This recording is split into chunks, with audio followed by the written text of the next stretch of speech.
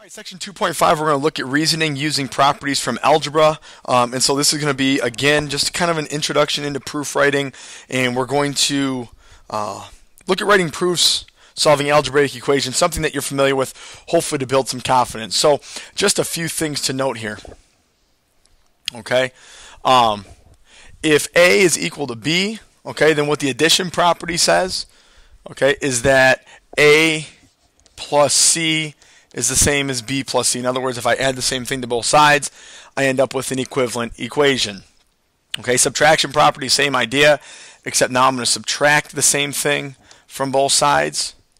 Okay, multiplication property, same thing. Times C equals B times C. Division property, okay, A divided by C is the same and equals B divided by C, right? Divide both sides by the same thing. Clearly cannot equal 0, right? You can't divide by 0. Okay, the substitution property says if A equals B, then A can be substituted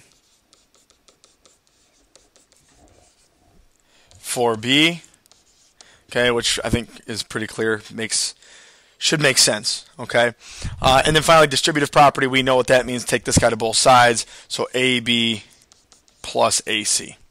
All right, so again, we're just going to keep revisiting those properties. So real quick, some vocab. We've already talked about this, but just kind of as a reinforcement here, a theorem is a statement that can be proven.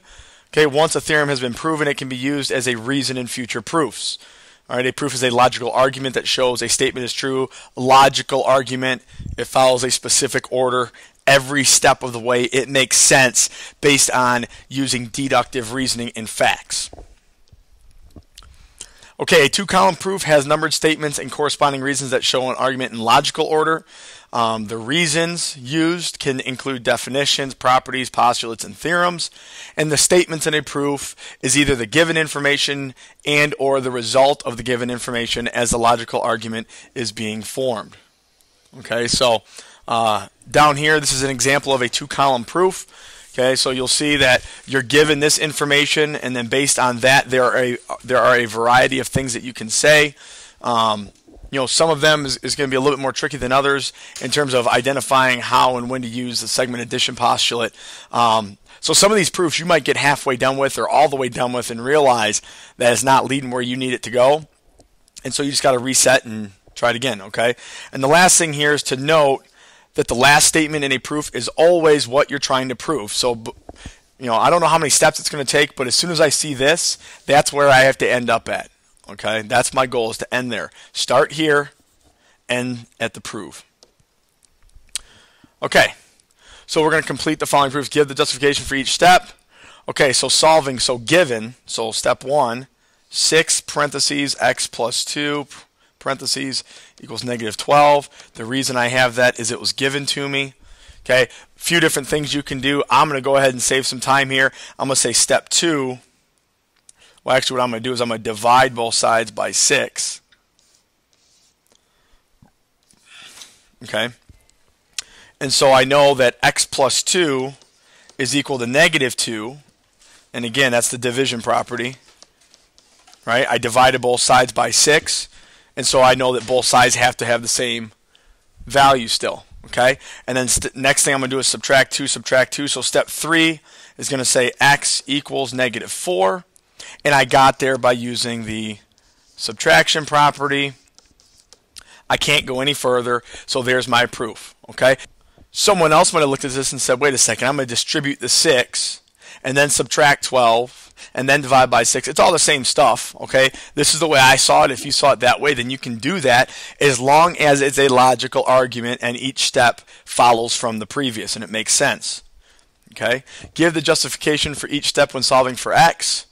All right, so this is what we know. We know this is a linear pair, and so we know step 1. Let me backtrack.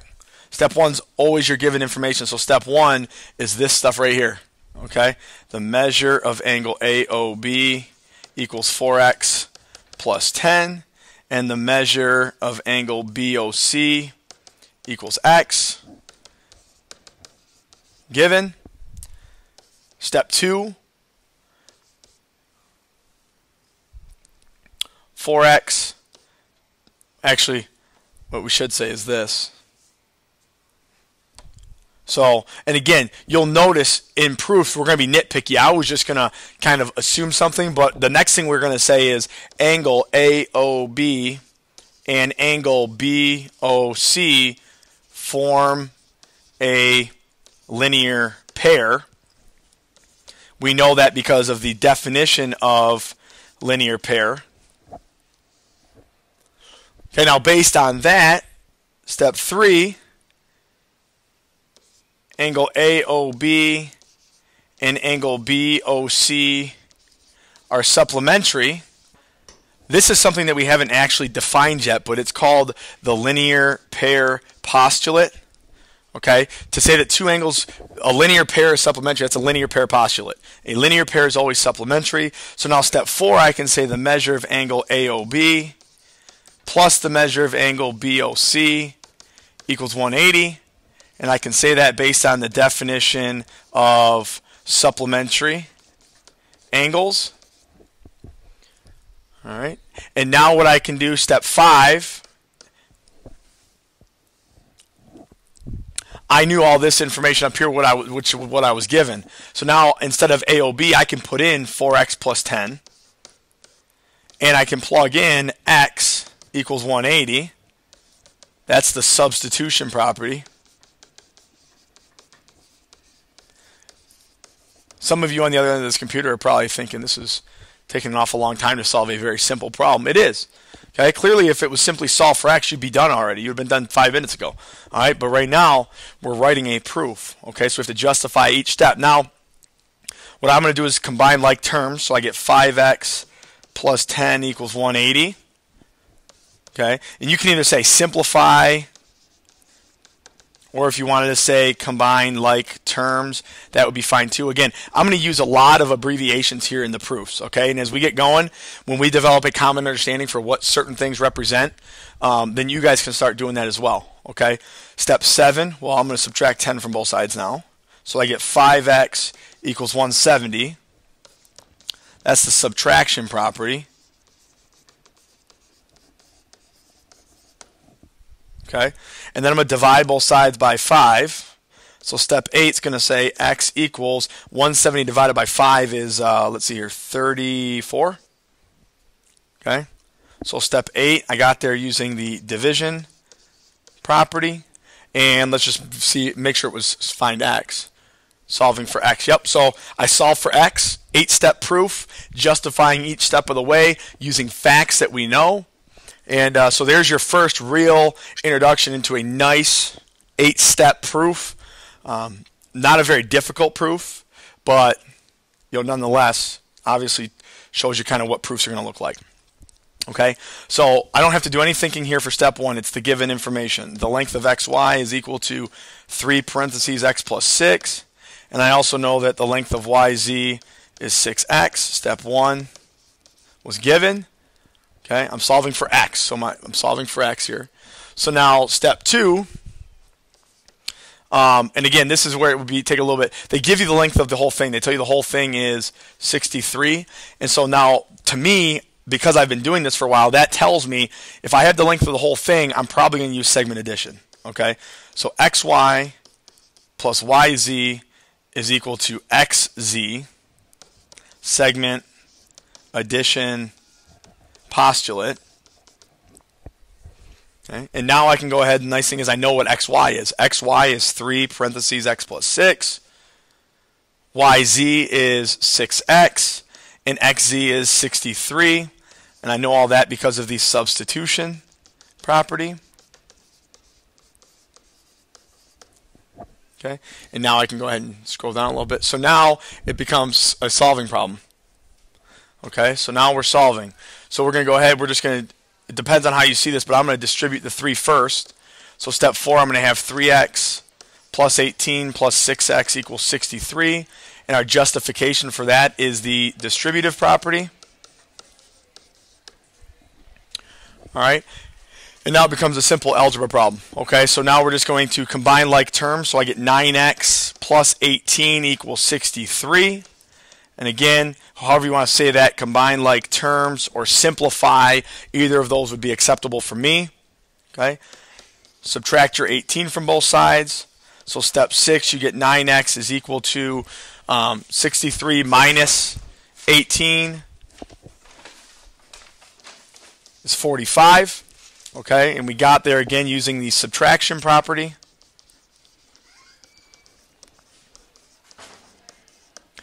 All right, and then step 7 here now. I'm going to divide both sides by 9. So step 7 says x equals 5. And I got there using the division property. Okay, my task was solved for x. I've done that. And again, there's a nice 7-step proof utilizing the segment addition postulate. One thing to note here, guys, your geometry is done right there. And you're going to notice that a lot throughout this whole course, is that your geometry is going to be done pretty much in the first step, and then the rest of it's going to be all algebra. Okay. All right, complete the following proofs. Give the justification for each step. Again, I'm gonna go ahead and let you guys kind of take a look at these two on your own. You can do it however you want. I've already done a couple to model for you, so you guys should be okay as far as this is concerned. All right, we'll do this one here.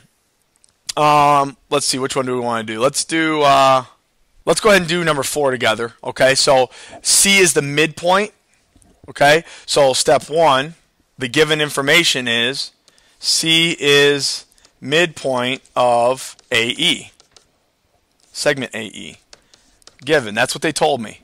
Okay, and I guess you could also say that they told you that AC is 6x and CE is 3x plus 12. That's all given to you.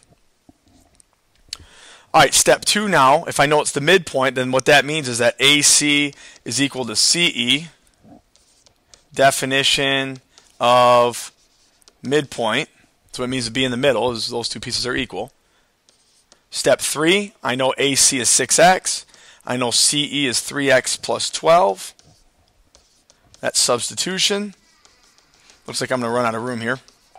Okay, now from here I'm going to go ahead and subtract 3x, right? It's just solving now. So step 4, 3x equals 12. I got there using the subtraction property. I'm running out of room here clearly. Divide both sides by 3. So step 5 is going to say x equals 4. And I got there using the division property. Okay. And again, our task was solve for x. I've done that, so I'm all set. All right. Step 5, you guys can go ahead and take a look at that one on your own. If you need a hint, you're going to use the angle addition postulate. Okay. You're going to use the angle addition postulate there. All right, so that kind of takes us to the conclusion here of the notes. Again, you have a couple of proofs there that you can try on your own and see where you're at with those things. And again, as always, any issues you have, bring them to my attention in class, and we'll make sure that we right the ship and go from there.